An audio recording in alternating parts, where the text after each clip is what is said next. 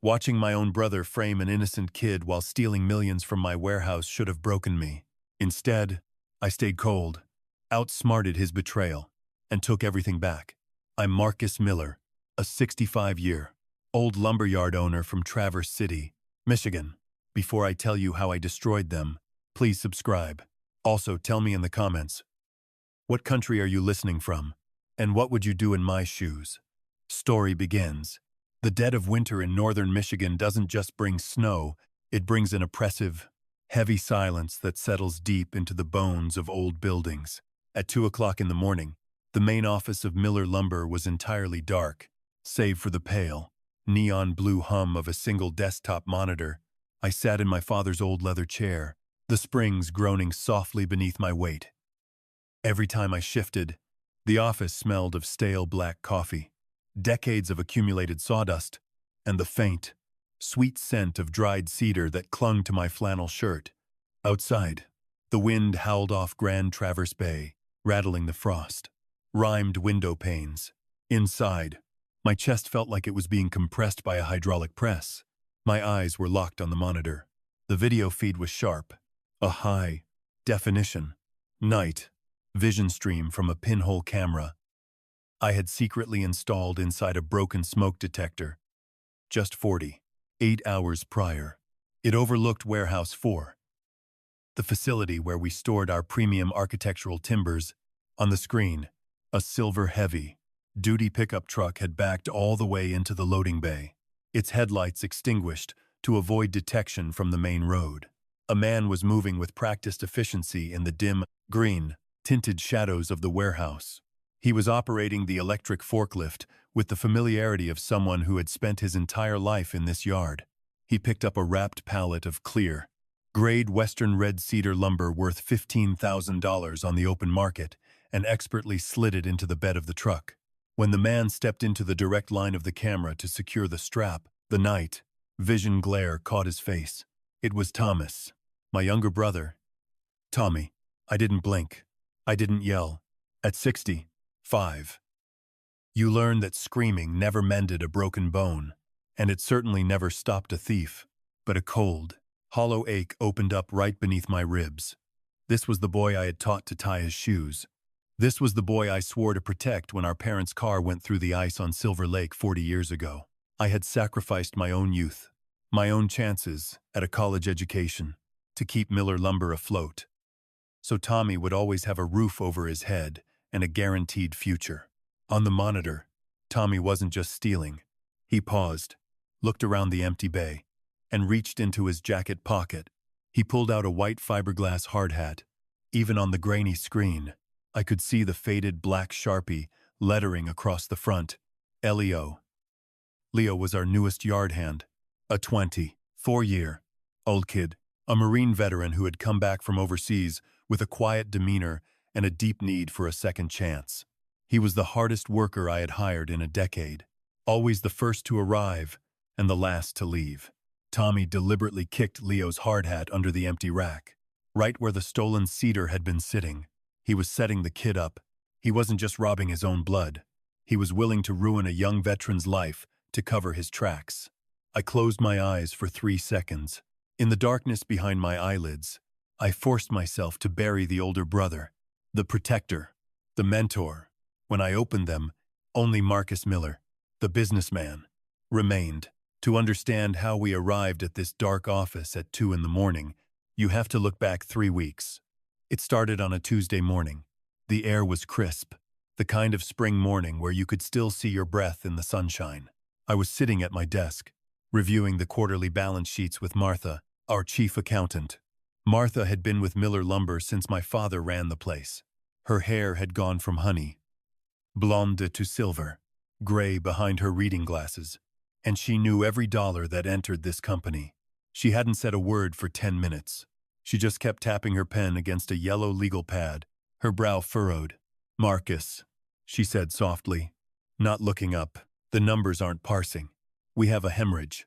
"How bad?" "Martha," I asked, taking a sip of my coffee. 84 bundles of clear, grade dimensional timber over the last 2 months. No corresponding invoices. No delivery receipts.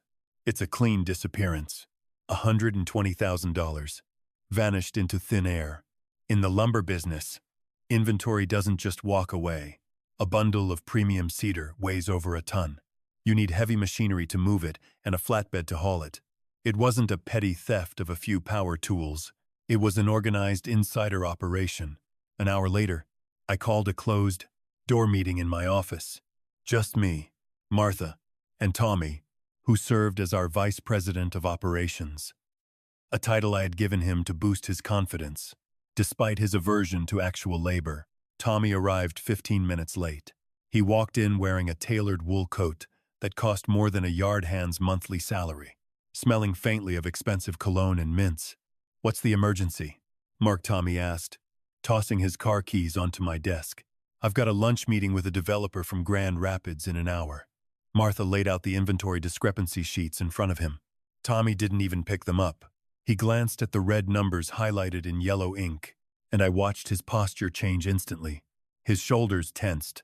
His left hand immediately went to his pocket, fingers twitching a nervous tell he'd had since he was a teenager, caught stealing loose change from our mother's purse.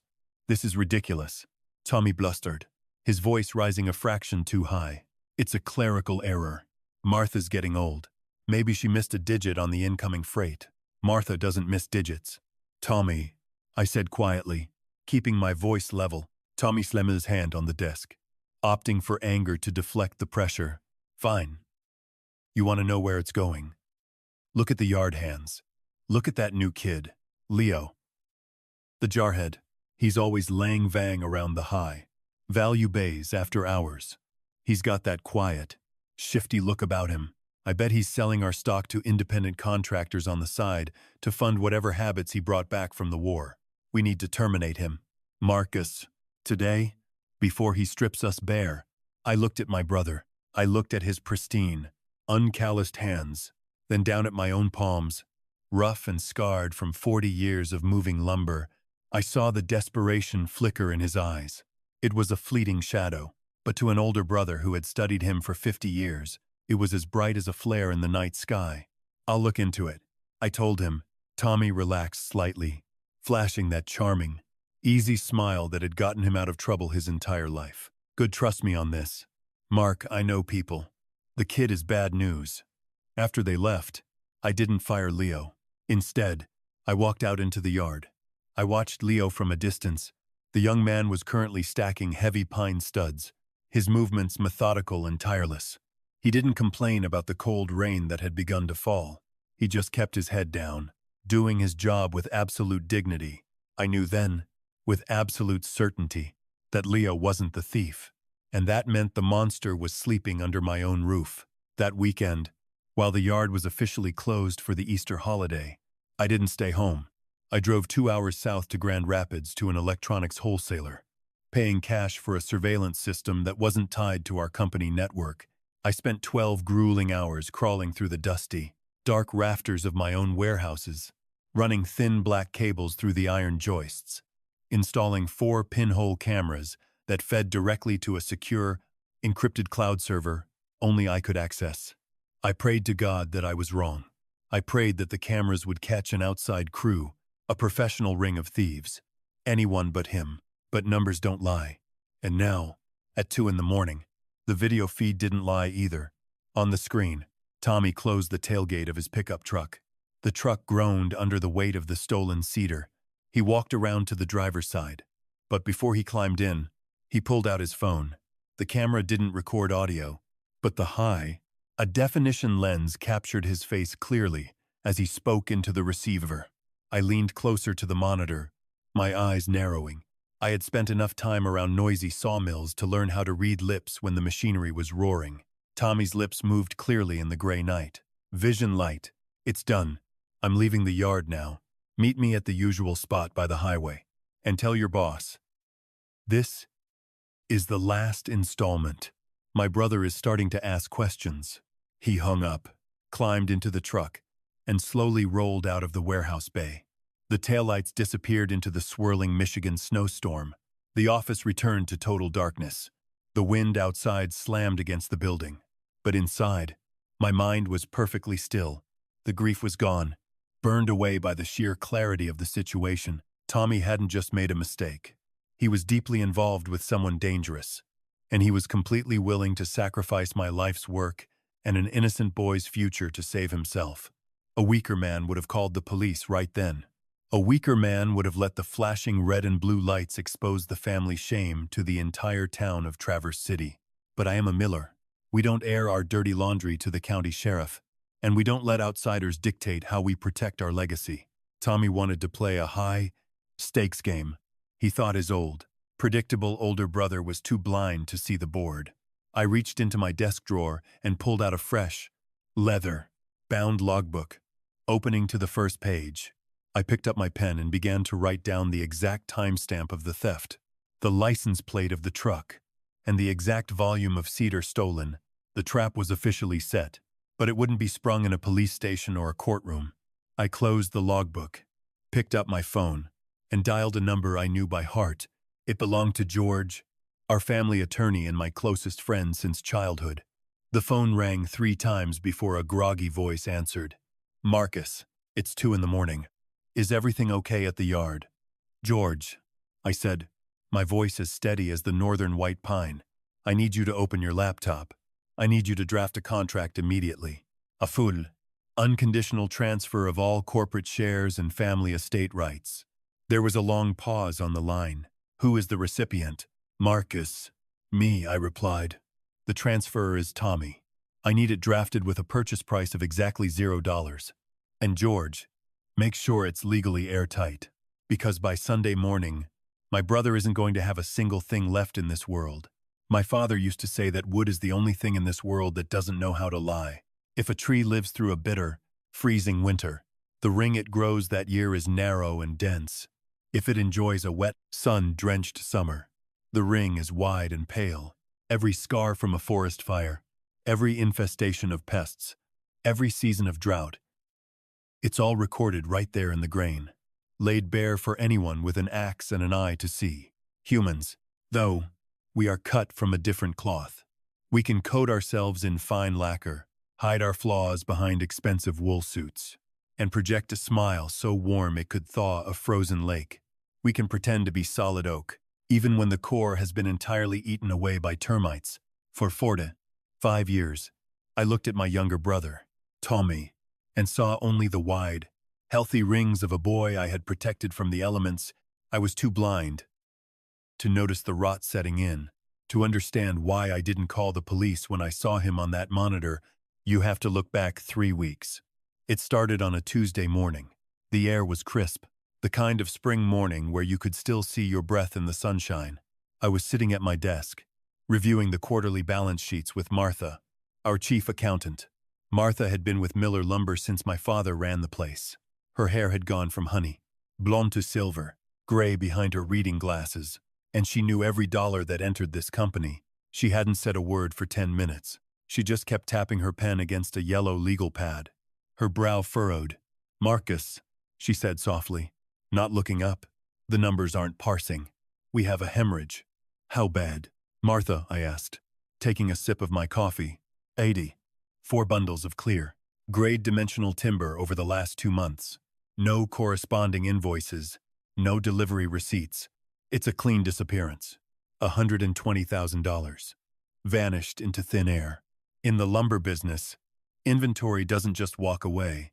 A bundle of premium cedar weighs over a ton. You need heavy machinery to move it, and a flatbed to haul it. It wasn't a petty theft of a few power tools. It was an organized insider operation. An hour later, I called a closed-door meeting in my office.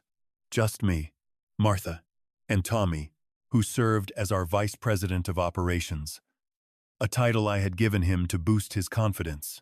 Despite his aversion to actual labor, Tommy arrived 15 minutes late. He walked in wearing a tailored wool coat that cost more than a yard hand's monthly salary, smelling faintly of expensive cologne and mints. "What's the emergency?" Mark Tommy asked, tossing his car keys onto my desk. "I've got a lunch meeting with a developer from Grand Rapids in an hour." Martha laid out the inventory discrepancy sheets in front of him. Tommy didn't even pick them up. He glanced at the red numbers highlighted in yellow ink, and I watched his posture change instantly. His shoulders tensed. His left hand immediately went to his pocket, fingers twitching, a nervous tell he'd had since he was a teenager, caught stealing loose change from our mother's purse. "This is ridiculous," Tommy blustered, his voice rising a fraction too high. "It's a clerical error. Martha's getting old. Maybe she missed a digit on the incoming freight." "Martha doesn't miss digits, Tommy," I said quietly, keeping my voice level. Tommy slammed his hand on the desk, opting for anger to deflect the pressure. "Fine. You want to know where it's going? Look at the yard hands. Look at that new kid, Leo the jarhead. He's always lang-vong around the high value bays after hours. He's got that quiet, shifty look about him. I bet he's selling our stock to independent contractors on the side to fund whatever habits he brought back from the war. We need to terminate him. Marcus, today, before he strips us bare, I looked at my brother. I looked at his pristine, uncalloused hands, then down at my own palms, rough and scarred from 40 years of moving lumber. I saw the desperation flicker in his eyes. It was a fleeting shadow, but to an older brother who had studied him for 50 years, it was as bright as a flare in the night sky. "I'll look into it," I told him. Tommy relaxed slightly, flashing that charming, easy smile that had gotten him out of trouble his entire life. "Good, trust me on this. Mark, I know people. The kid is bad news." After they left, I didn't fire Leo. Instead, I walked out into the yard. I watched Leo from a distance. The young man was currently stacking heavy pine studs, his movements methodical and tireless. He didn't complain about the cold rain that had begun to fall. He just kept his head down, doing his job with absolute dignity. I knew then, with absolute certainty, that Leo wasn't the thief, and that meant the monster was sleeping under my own roof. That weekend, while the yard was officially closed for the Easter holiday, I didn't stay home. I drove 2 hours south to Grand Rapids to an electronics wholesaler, paying cash for a surveillance system that wasn't tied to our company network. I spent 12 grueling hours crawling through the dusty, dark rafters of my own warehouses, running thin black cables through the iron joists, installing 4 pinhole cameras that fed directly to a secure, encrypted cloud server only I could access. I prayed to God that I was wrong. I prayed that the cameras would catch an outside crew, a professional ring of thieves, anyone but him. But numbers don't lie. And now, at 2 in the morning, the video feed didn't lie either. On the screen, Tommy closed the tailgate of his pickup truck. The truck groaned under the weight of the stolen cedar. He walked around to the driver's side, but before he climbed in, he pulled out his phone. The camera didn't record audio, but the high-definition lens captured his face clearly as he spoke into the receiver. I leaned closer to the monitor, my eyes narrowing. I had spent enough time around noisy sawmills to learn how to read lips when the machinery was roaring. Tommy's lips moved clearly in the gray night. "Vision light. It's done. I'm leaving the yard now. Meet me at the usual spot by the highway. And tell your boss this is the last installment. My brother is starting to ask questions." He hung up, climbed into the truck, and slowly rolled out of the warehouse bay. The taillights disappeared into the swirling Michigan snowstorm. The office returned to total darkness. The wind outside slammed against the building. But inside, my mind was perfectly still. The grief was gone, burned away by the sheer clarity of the situation. Tommy hadn't just made a mistake. He was deeply involved with someone dangerous, and he was completely willing to sacrifice my life's work and an innocent boy's future to save himself. A weaker man would have called the police right then. A weaker man would have let the flashing red and blue lights expose the family shame to the entire town of Traverse City. But I am a Miller. We don't air our dirty laundry to the county sheriff, and we don't let outsiders dictate how we protect our legacy. Tommy wanted to play a high-stakes game. He thought his old, predictable older brother was too blind to see the board. I reached into my desk drawer and pulled out a fresh plank, leather-bound logbook. Opening to the first page, I picked up my pen and began to write down the exact timestamp of the theft, the license plate of the truck, and the exact volume of cedar stolen. The trap was officially set, but it wouldn't be sprung in a police station or a courtroom. I closed the logbook, picked up my phone, and dialed a number I knew by heart. It belonged to George. our family attorney and my closest friend since childhood. The phone rang 3 times before a groggy voice answered. Marcus, it's 2 in the morning. Is everything okay at the yard? George, I said, my voice as steady as the northern white pine. I need you to open your laptop. I need you to draft a contract immediately. A full, unconditional transfer of all corporate shares and family estate rights. There was a long pause on the line. Who is the recipient? Marcus. Me, I replied. The transferor is Tommy. I need it drafted with a purchase price of exactly $0. And George, make sure it's legally airtight. Because by Sunday morning, my brother isn't going to have a single thing left in this world. When the heavy oak door of my office clicked shut behind Tommy, the silence that returned was deafening. It wasn't the peaceful silence of a successful workday drawing to a close. It was the suffocating, heavy quiet that precedes a violent summer storm over the lake. I sat motionless for a long time, staring at the empty space where my brother had just stood, his angry words still hanging in the chilled air. The kid is bad news. Mark terminate him. A 65-year old mind is like an old piece of iron. It takes a lot to bend it, but once it sets, it doesn't budge. For 40 years, my instinct had been to protect Tommy from his own failures. But 40 years of running a business also gives you a different kind of instinct. It's a gut feeling that sharpens when someone is lying to your face. It's the way their eyes shift, the unnatural pitch of their voice, the desperate urge to blame anyone else before the spotlight turns on them. Tommy hadn't just suggested Leo might be the thief. He had demanded his immediate firing with a frantic, unhinged urgency that set off every alarm bell in my soul. The next morning, the northern Michigan sky was the color of wet slate, pouring down a steady, icy rain that threatened to turn into sleet. I stood by the high windows of the main office, a warm mug of black coffee cradled in my rough palms, watching the yard, down below. In the open gravel expanse between Warehouse 3 and Warehouse 4, Leo was working. He wore a faded, oil-stained green canvas jacket, his hood pulled down low against the freezing rain. He didn't have the luxury of an air-conditioned office or a heated leather seat. He was manually restacking a slipped pallet of treated pressure, notched studs. Every movement was disciplined, rhythmic, and entirely devoid of complaint. As I watched, a gust of wind caught a heavy piece of loose tarp, throwing it across the wet gravel. Leo stopped, walked over, picked it up, and carefully tied it back down over a competitor's delivery that had been dropped off earlier. It wasn't his job. No one was looking.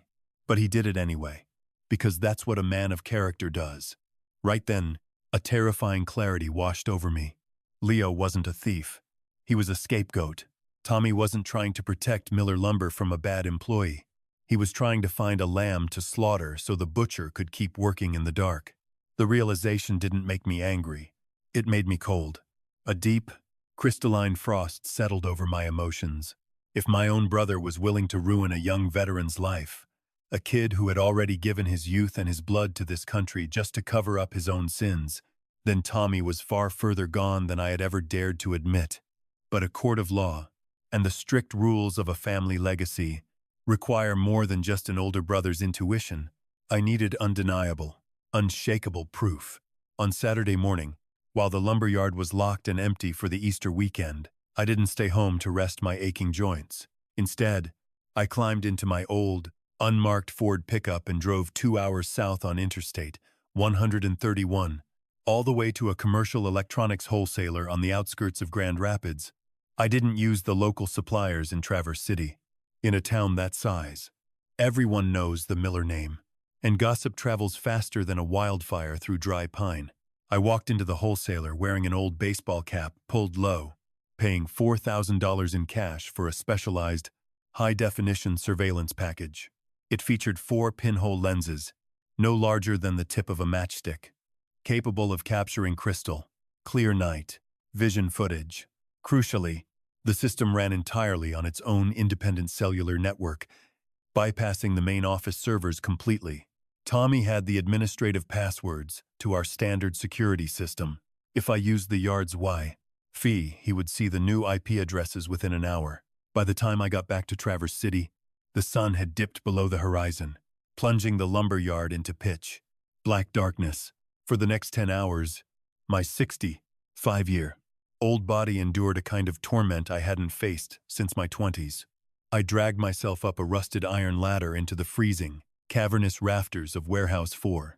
The air up there was thick with decades of fine, gray sawdust that choked my throat and made my eyes water. My knees popped, and my lower back throbbed with a dull, white, hot agony. As I crawled along the narrow steel joists, running thin, black power cables through the shadows, I mounted the first micro camera inside a defunct, dusty smoke detector directly above the premium western red cedar bays. The other three were positioned at angles that captured the loading dock, the main rolling door, and the light switches. By the time I climbed down and wiped the sweat and grime from my face, it was 4 in the morning. My hands were shaking from exhaustion, but the digital perimeter was secure. I spent the following week living a lie, and it was the hardest thing I've ever had to do. Every morning, Tommy would stroll into the office around 10, leaning against my desk with his usual smug, effortless arrogance. He'd sip his expensive latte and ask, with a casualness that made my stomach turn, "So, Mark, have you cut that kid Leo loose yet?" Seriously, every day he's out there is a liability for our bottom line. I would look up from my paperwork, force my face into a mask of tired indifference, and reply, "Not yet, Tommy. George tells me we need to document everything carefully to avoid a wrongful termination lawsuit. We have to play it by the book." Tommy would chuckle, pat my shoulder with his soft, uncalloused hand, and say, spoken like a true dinosaur, "Just don't wait too long, big brother."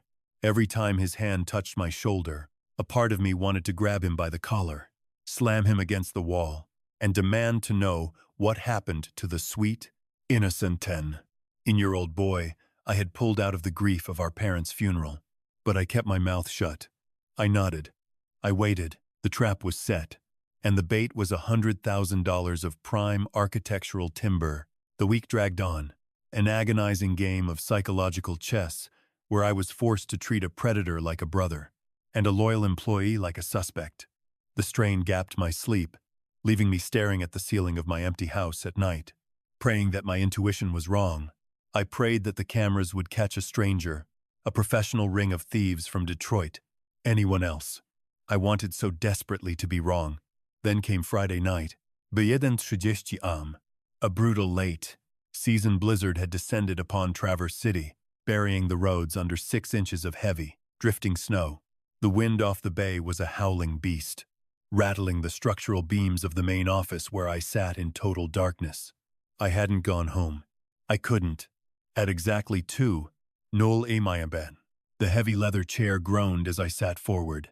The private smartphone in my shirt pocket vibrated twice, a silent, icy tremor against my chest. Motion detected. Warehouse 4. My fingers were cold as I unlocked the screen and opened the encrypted application. The live feed materialized in a pale, ghostly green night. Vision glow. The heavy rolling door of Warehouse 4 had been raised just enough to accommodate the height of a vehicle. A silver heavy-duty pickup truck was backing slowly into the loading bay, its headlights completely dark. The driver climbed out. It was Tommy. He didn't hesitate. He walked with absolute familiarity over to the electric forklift, turned the key. He had his own set, and started the engine. The low hum of the electric motor didn't carry past the howling wind outside. But on my screen, the visual was undeniable. He drove the fork straight into a wrapped pallet of clear blank. Grabbed a western red cedar, lifted it high, and expertly negotiated the tight turn to slide it into the bed of his truck. My heart didn't race. My blood didn't boil. Instead, a profound, deadening cold took over my entire being. The last, lingering shred of hope I had carried for 40 years died right there in the blue glare of that phone screen. But Tommy wasn't finished. After securing the heavy timber with a ratcheting strap, he stepped into the direct line of the camera. He reached into his oversized winter jacket and pulled out a white fiberglass hard hat. He bent down, checked his surroundings, and deliberately kicked the hard hat deep under the empty rack, right where the stolen cedar had been sitting just moments before. It was Leo's hard hat. The malicious intent was absolute. He was actively destroying an innocent kid's life to save his own skin. Tommy walked back to the driver's side of the truck, but before he opened the door, he pulled out his cell phone and dialed. He stood there in the green, tinted shadows, his face illuminated by his own phone screen. The camera didn't record audio, but 40 years in noisy sawmills had made me an expert at reading lips when the machinery was roaring too loud for human speech. I leaned closer to the monitor, my eyes narrowing into slits as I watched his mouth move in the gray light. Tommy's lips formed the words clearly, devoid of any hesitation. "It's done. I'm leaving the yard now. Meet me at the usual spot by the highway. And tell your boss." This is the last installment. My brother is starting to ask questions. He paused, listening to the person on the other end, a dark, desperate smile breaking across his handsome face. "Yên tâm, lão già không biết gì đâu. Thứ hai tôi sẽ giao nốt phần còn lại để xóa nợ bài bạc ở Detroit." "Don't worry. The old man doesn't know a thing. On Monday I'll deliver the rest to wipe out the Detroit gambling debt." He hung up, threw the phone onto the passenger seat, and climbed into the truck. The silver pickup rolled out into the swirling white void of the blizzard, leaving Warehouse 4 empty. Cold and violated, I slowly turned off the monitor. The office returned to absolute, pitch, black darkness, save for the pale snowlight reflecting off the windows. The wind screamed against the building, but inside my chest, there was only the quiet, lethal stillness of an avalanche that had just begun to move. Tommy thought he was playing a game with an old man who was too blind, too soft, and too blinded by brotherly love to ever see the truth. He thought he could steal my legacy and ruin my people without consequences. He was about to learn that the most dangerous man in the world is an older brother who has finally run out of patience. The human mind has a strange way of processing a catastrophic loss. When the fire chief tells you your house has burned to the ground, you don't immediately weep for the structure. Your mind zeroes in on a single, insignificant object. A ceramic coffee mug left on the counter, or a pair of old boots in the closet, sitting in the heavy, suffocating darkness of my office at 3 o'clock that morning. My mind didn't dwell on the $120,000 of stolen cedar. It didn't dwell on the legal nightmare of a compromised inventory. Instead, I kept thinking about the way Tommy had smiled when he patted my shoulder the previous afternoon. It was the same easy, dimpled smile he used to give me when he was 7 years old, convincing me to let him stay up past his bedtime. It was the smile of a boy who knew he was loved unconditionally, using that love as a shield to commit an atrocity. Beneath my desk lamp lay a thick, untidy manila folder. It hadn't come from Martha's accounting archives. It had been delivered to my home 3 days prior by a man named Frank Vance. Frank was a retired Michigan State trooper who now ran a low-profile private investigation firm out of a strip mall near Grand Rapids. We had known each other for 30 years.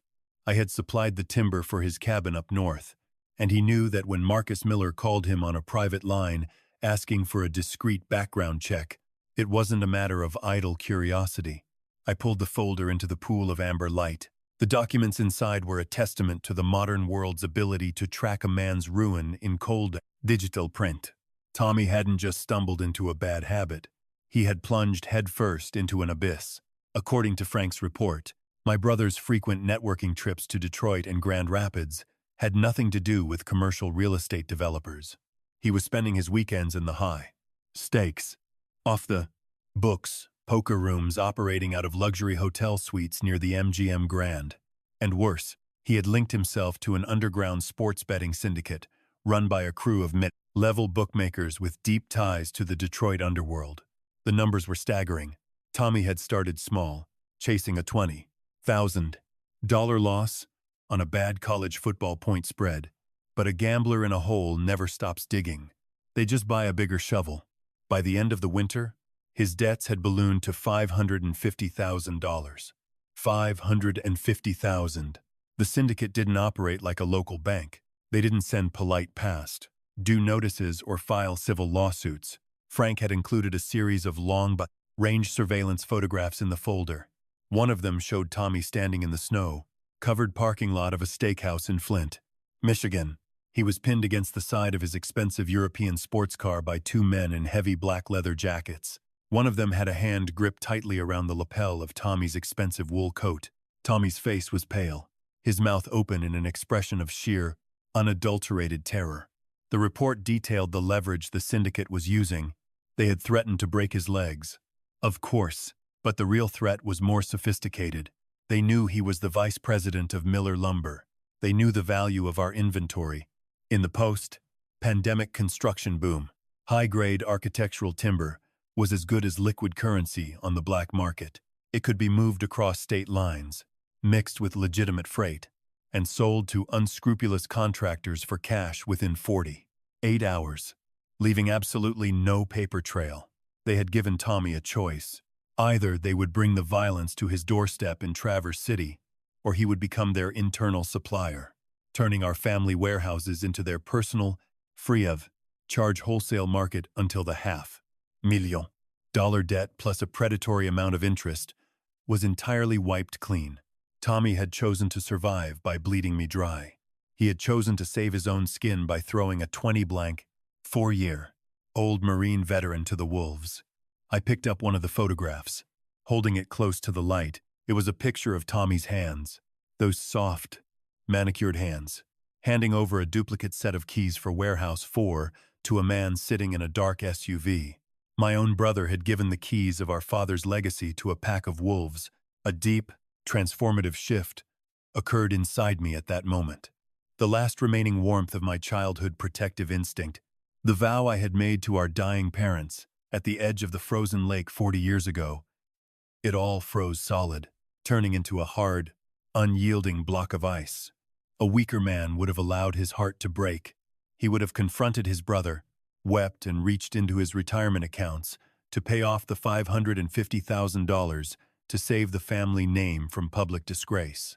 But 40 years of dealing with the harsh realities of northern Michigan winters teaches you something about survival. If a main structural timber in your barn develops dry rot, you don't paint over it. You don't prop it up with scraps of pine and hope for the best. Dry rot is a living, spreading organism. It eats away at the core of the wood until the entire structure looks solid from the outside, but collapses into powder under the first heavy snowfall. Tommy was dry rot. If I paid his debt, the syndicate would know I was soft. They would realize that Miller Lumber was a golden goose waiting to be plucked. They would wait 6 months, let Tommy get into another hole, and come back for the rest of the business. If I called the police, the family name would be dragged through the mud. The local banks would immediately call in our commercial lines of credit, out of panic, and 40 years of honest labor would be destroyed in a single afternoon of local gossip. No, the solution had to be surgical. It had to be absolute, and it had to happen entirely outside the view of the world. I reached across the desk and picked up the old, tarnished silver picture frame that had sat in the same spot since 1982. It was a photograph of my father, his face lined with deep wrinkles from a lifetime of working outdoors, his arms slung heavily around my teenage shoulders. Standing between us was Tommy, a 10-year-old boy holding up a stringer of perch he had caught out on Silver Lake. He was laughing, his eyes bright with the innocent joy of a child who believed his older brother could fix anything in the world. I stared at the boy in the photograph for a long time. "I'm sorry, Tommy," I whispered to the empty, dark office. "But the boy I promised to protect died a long time ago, and I won't let the ghost of who you used to be destroy everything our father bled for." I set the photograph down, face down on the blotter. At 4:30 a.m., the blizzard outside began to lose its fury, the howling wind dropping to a low, rhythmic moan. The first pale, gray light of Saturday morning began to bleed through the frost on the windows, illuminating the manila folder and the leather-bound logbook where I had meticulously recorded every detail of my brother's treason. My desk phone rang once. It was a secure, encrypted text from George, our attorney. "The documents are finalized.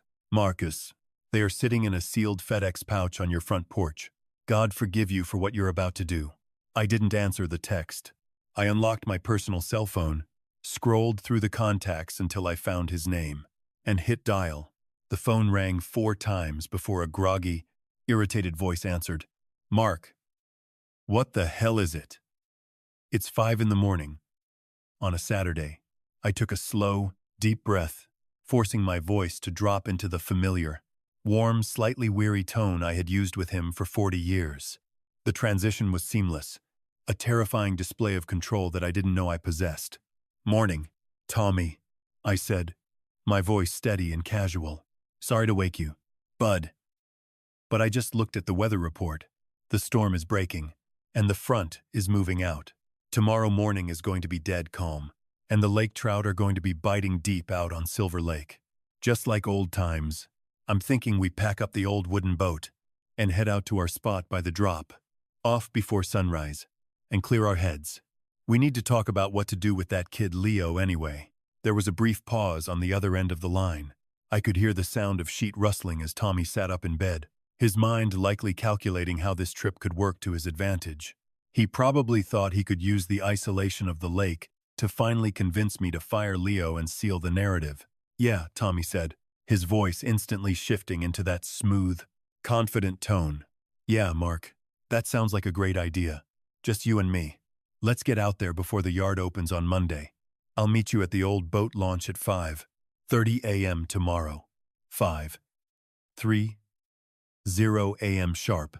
"Tommy," I replied quietly, "don't be late, and bring your heavy coat. It's going to be freezing out on the water." I hung up the phone. I leaned back in the leather chair, watching the gray dawn slowly take over the room. The trap was set, the bait had been taken, and 24 hours from now, on the same deep, dark water that had claimed our parents, the Miller family ledger was finally going to be balanced. The world at 5 o'clock on a Sunday morning is a blank slate, especially in the wake of a northern Michigan blizzard. The snow had stopped falling, leaving behind a pristine, suffocating blanket of white that muffled every sound in Grand Traverse County. The air was so cold it felt brittle, like glass waiting to shatter with the slightest vibration. I stood in my kitchen, staring out the window at the dark outlines of the pine trees, waiting for the old copper kettle to whistle. I didn't turn on the overhead lights. I didn't want to break the quiet focus that had taken over my mind. I wore my heaviest flannel shirt, a quilted canvas vest, and the insulated boots I usually reserved for the wettest days in the yard. On the kitchen island sat my father's old tackle box. It was a heavy, rusted steel container, its green paint flaking off in large scabs to reveal the dark metal beneath. I lifted the lid, the brass hinges screaming in protest. Inside, beneath the tangled mess of plastic worms, lead sinkers, and vintage silver spoons, lay the sealed FedEx pouch George had delivered. Inside that envelope was a document that would strip my brother of everything he owned: his title, his salary, his shares in Miller Lumber, his claim to our parents' old farmhouse, all of it reduced to a single sheet of paper with a purchase price of $0. Next to the envelope, I placed a black, metallic USB drive containing the high-definition footage of Tommy robbing our own family blind and framing an innocent kid. I closed the lid of the tackle box, snapped the heavy latches shut, and picked it up. The weight of it felt anchoring. B5:15 am. I was backing my old truck down the gravel launch at Silver Lake. The lake wasn't frozen solid, yet the deep, spring-fed currents kept the center open long into the winter. But a thick rim of jagged cat ice had formed along the shoreline. Adinse, unnatural fog hung over the water, a white shroud that rose from the relatively warm depths into the freezing morning air. You couldn't see more than 10 feet past the end of the wooden dock. Tethered to the dock was our father's 14-foot wooden fishing boat. It was a classic cedar strip boat, built by hand in the late 60s. Every spring, I spent 3 weekends sanding the hull and applying fresh marine varnish to keep it watertight. Tommy always told me I was wasting my time. Just buy a fiberglass tracker. "Mark," he'd say, "nobody uses wood anymore. It's too much damn work." But to me, that boat was a living piece of our history. It smelled of wet cedar, old gasoline, and my father's tobacco. It was the only place where the modern world couldn't reach us. At 5:28 a.m., the quiet was broken by the low, predatory purr of a high-performance engine. Headlights cut through the swirling fog as Tommy's European sports car pulled into the deserted boat launch. The sleek, black vehicle looked entirely alien against the rugged, snow-covered landscape. The door opened, and Tommy stepped out.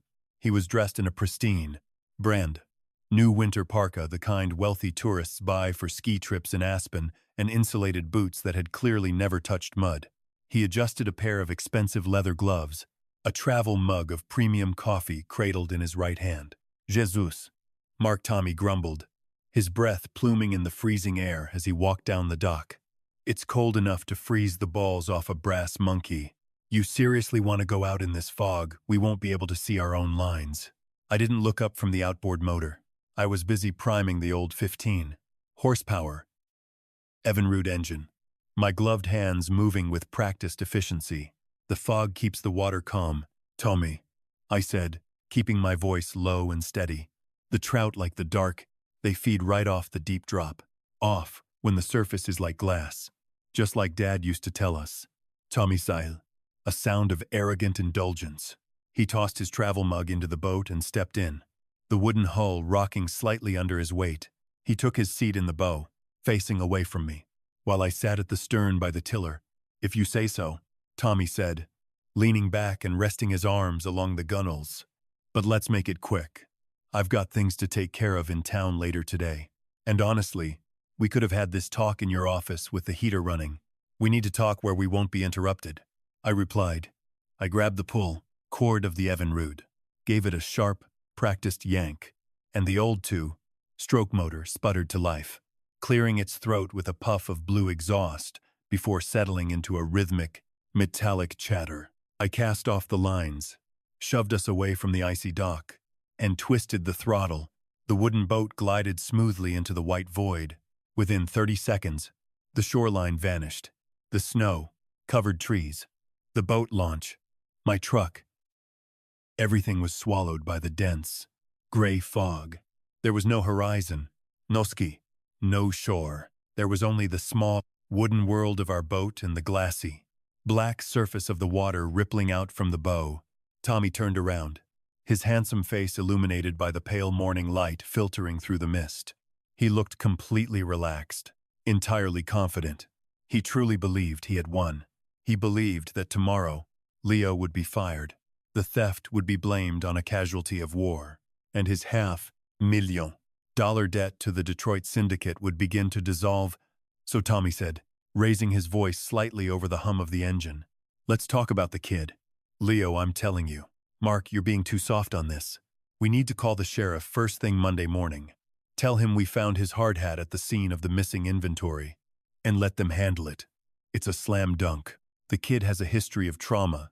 He's unstable, and he's been stealing from us to fund whatever he's dealing with. It protects the company, and it gets a liability out of our yard." I watched him as he spoke. I watched the animated way he moved his hands, the smooth, convincing cadence of his voice. He was good. If I hadn't spent the night watching him on a hidden camera, if I hadn't read Frank Vance's investigation file, I might have believed him. I might have allowed myself to be swayed by the desperate, beautiful lie of a brother trying to protect his family. But all I could see now was the calculated malice. He wasn't just lying to save himself. He was actively, enthusiastically enjoying the process of destroying another man's life. He felt no guilt. He felt no remorse. He was completely hollow. "Is that what you think we should do, Tommy?" I asked, my hand steady on the tiller as the boat cut deeper into the heart of the lake. "Absolutely," Tommy said, leaning forward, his eyes bright with the thrill of manipulation. "It's the only logical move. Mark, you've built a great legacy here, but you're too trusting. You see the best in people, even when they're rotting from the inside out. In the modern business world, you have to be ruthless. You have to cut the bad wood before it ruins the whole structure. Cut the bad wood before it ruins the whole structure." The irony was so thick, I could almost taste it in the cold air. I looked down at the floorboards of the boat, where the green steel tackle box sat right between his feet. The boat continued its steady progress, the motor droning on as we reached the exact center of Silver Lake. I knew this water better than I knew my own backyard. Beneath us, the lake floor plummeted from a gentle 15-foot shelf into a dark, freezing abyss over 80 feet deep. This was the drop. Off, this was the exact spot where our parents' car had settled into the mud 47 years ago. Cold and silent, he let go of the tiller. I reached over to the engine housing, my fingers wrapping around the small Riyadh kill switch toggle. Tommy was still talking, his voice filled with self-assured advice about the future of Miller Lumber, about expansion, about the developers he was going to meet in Detroit. I flicked the switch. The Evinrude didn't sputter. It stopped instantly. The sudden absence of the engine's roar was like a physical blow, a violent detonation of absolute silence that echoed across the empty water. The boat slowed to a crawl, the bow wave dying away into tiny, harmless ripples until we were completely stationary, drifting aimlessly in the dead center of a gray, claustrophobic fog. Tommy stopped mid-sentence, his brow furrowed, and he looked back at me, a flicker of mild annoyance crossing his face. "What happened?" Tommy asked, glancing at the motor. "Did we run out of gas?" "Pull the cord again, Mark. It's freezing out here, and I don't feel like rowing." I didn't answer. I didn't move. I just sat at the stern of the boat, my hands resting heavily on my knees, staring at my younger brother with a cold, unblinking intensity that he had never seen before in his entire life. The silence stretched between us, growing heavier and more terrifying with every passing second, until the easy, arrogant smile slowly began to wither on Tommy's face. The fog seemed to thicken the moment the engine died, crawling over the gunwales of the old wooden boat like a living thing. Silver Lake was completely motionless, a sheet of black ice, water that offered no reflection, only an endless, deceptive depth. Tommy shifted in his seat at the bow.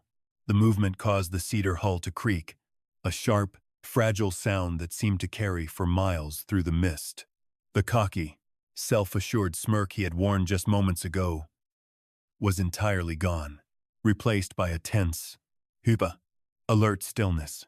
A man doesn't spend his life in northern Michigan without learning to read the climate, and right now, the temperature inside the boat had plummeted far below freezing. "Mark," Tommy asked, his voice cracking slightly before he caught himself. He tried to force a laugh, but it came out flat and hollow. "Come on, man. Cut the theatrics. If the motor's flooded, let me pull the cord. It's too damn cold to be sitting out here playing staring contests." I didn't blink. I didn't reach for the pull cord. I leaned forward slowly, the heavy canvas of my vest rustling against my shirt, and reached down between Tommy's feet.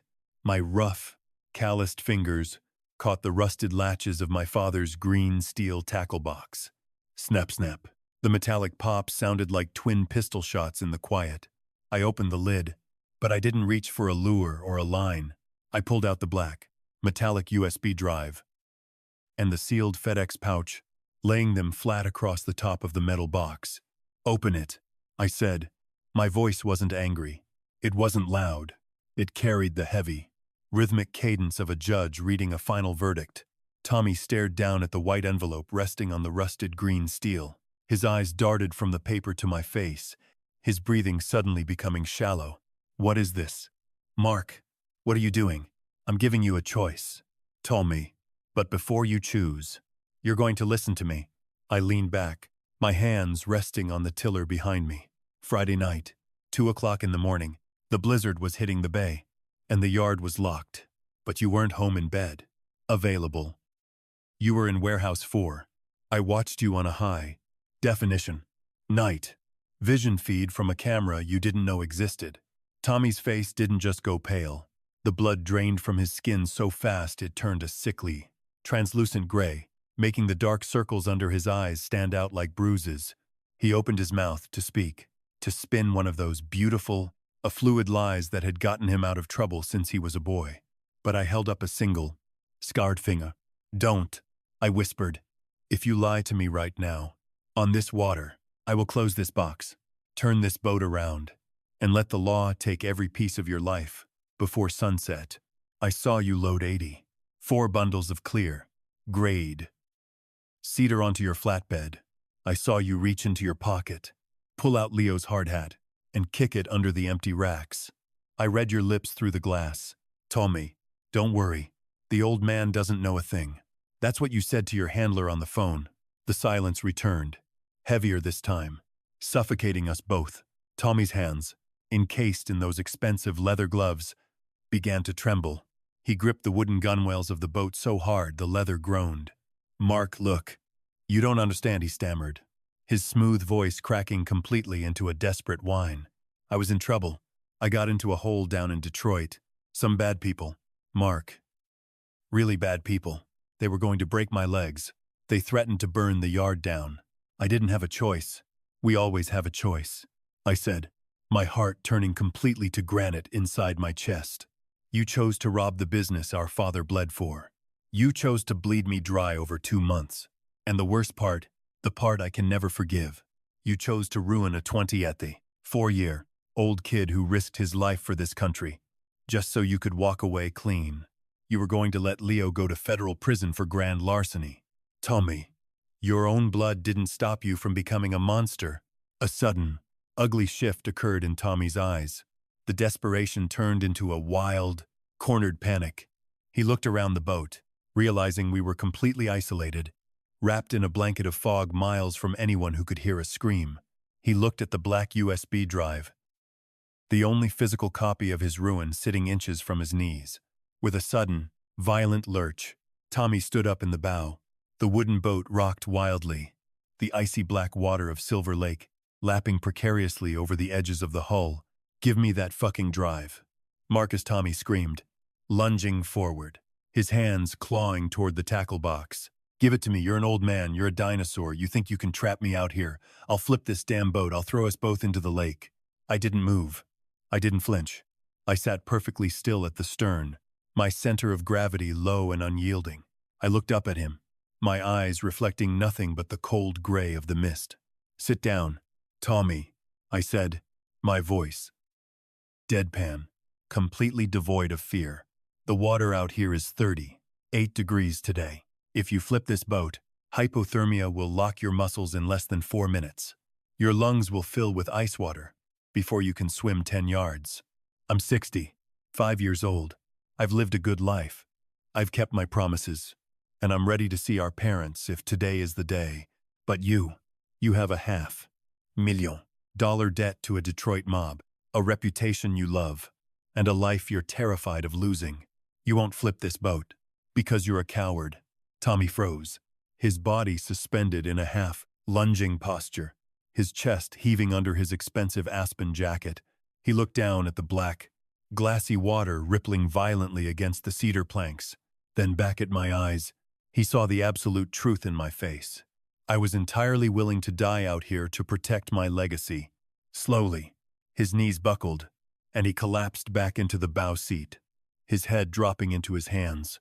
A harsh, ragged sob broke from his throat, not a sob of grief, but the pathetic weeping of a man who realized his armor of charm and manipulation had been completely shattered.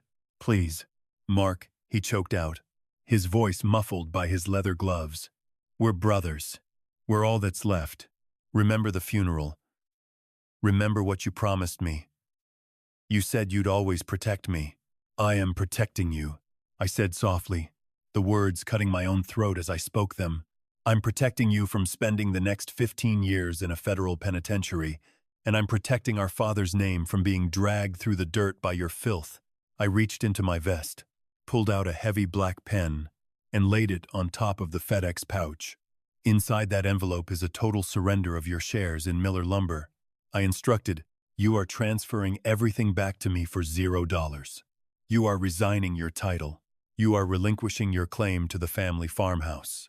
You are going to sign that paper right now. Then we are going back to the launch. You will pack one suitcase from your apartment. You will get into your car, and you will leave the state of Michigan before the sun goes down.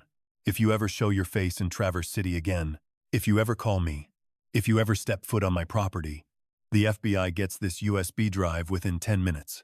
Do you understand? Tommy looked up, his eyes red, rimmed and wild. And what about my debt in Detroit?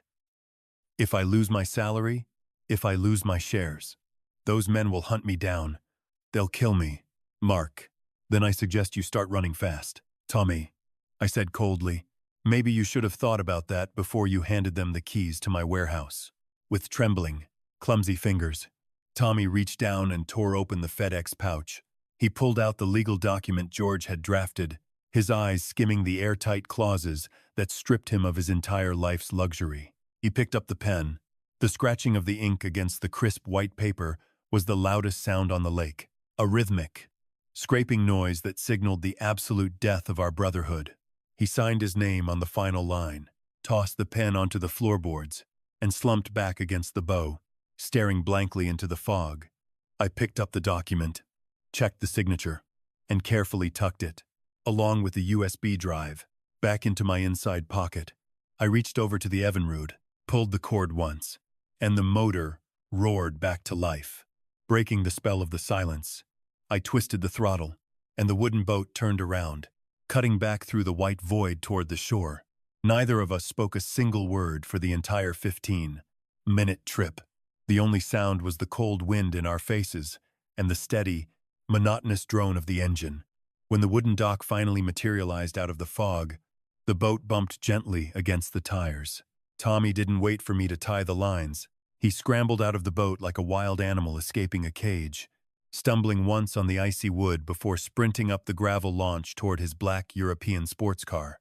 I stood up slowly, my joints aching from the damp cold, and wrapped the mooring line around the brass cleat.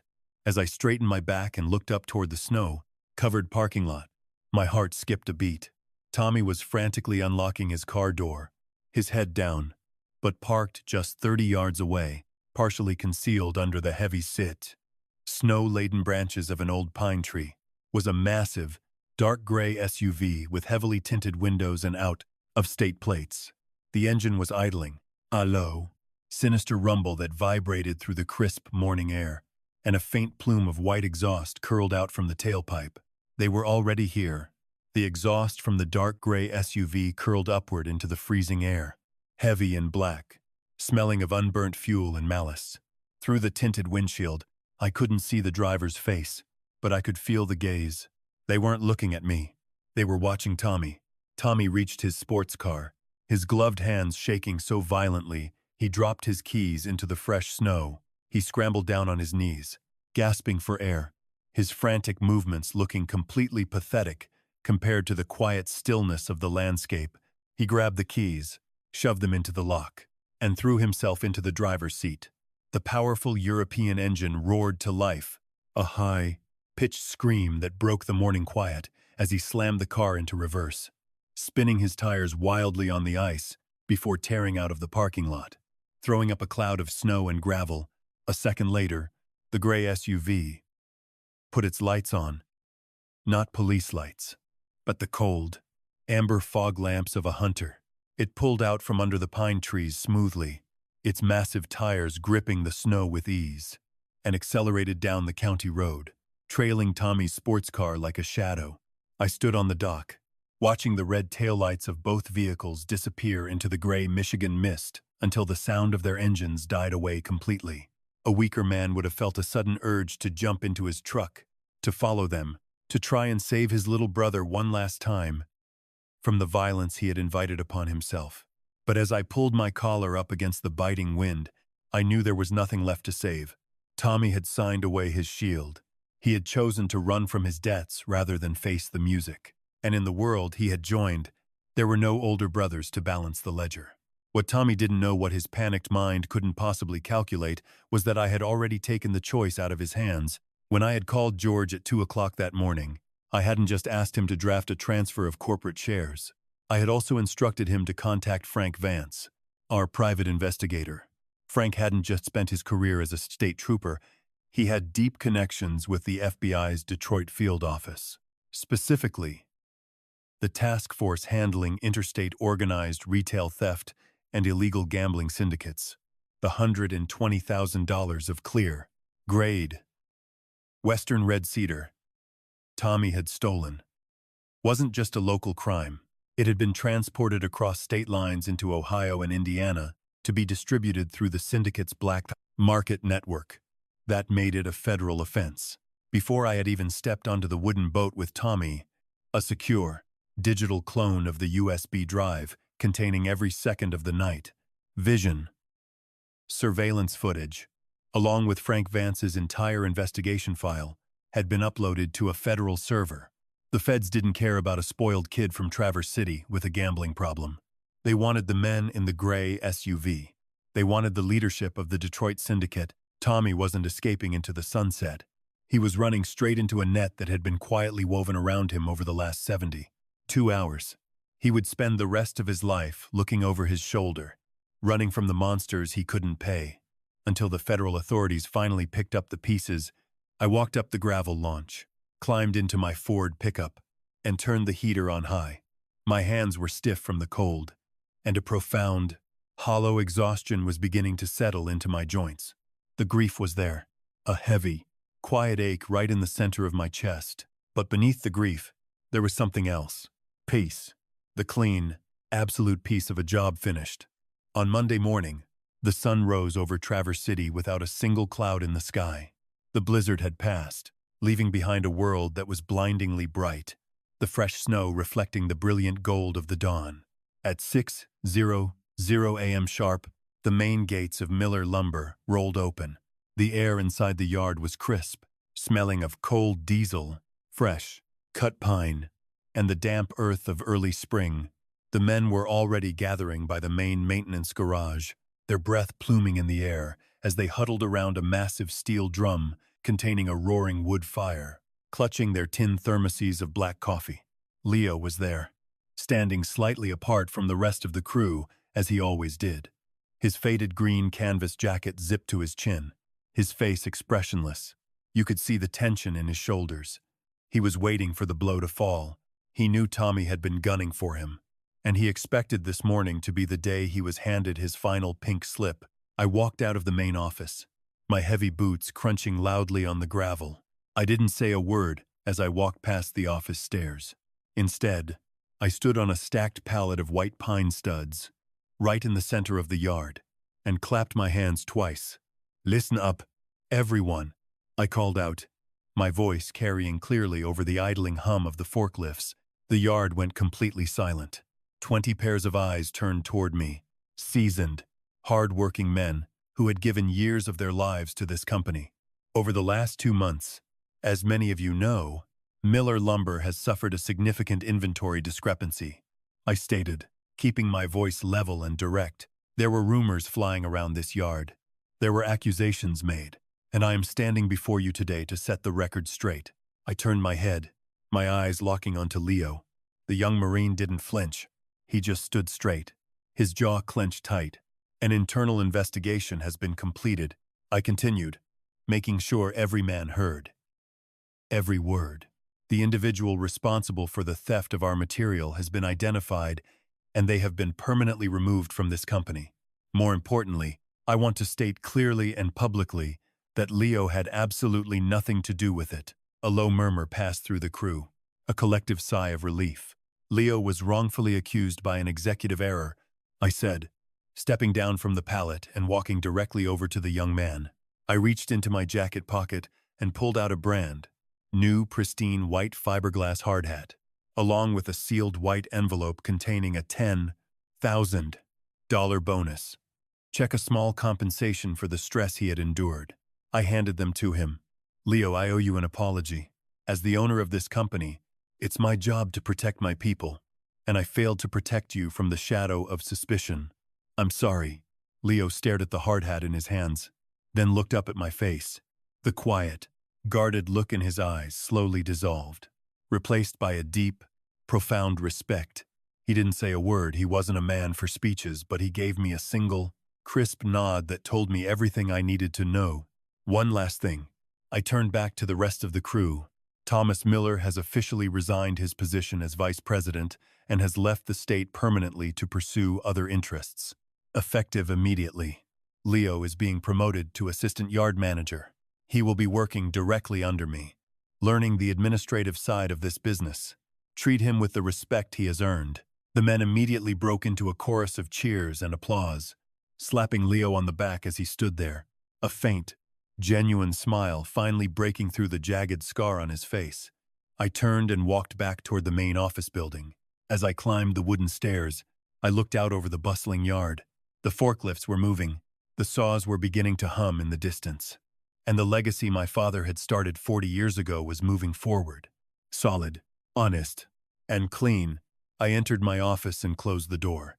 I walked over to the heavy oak desk, picked up the old, silver picture frame of my father, myself, and the 10-year-old Tommy, and unlocked the bottom drawer.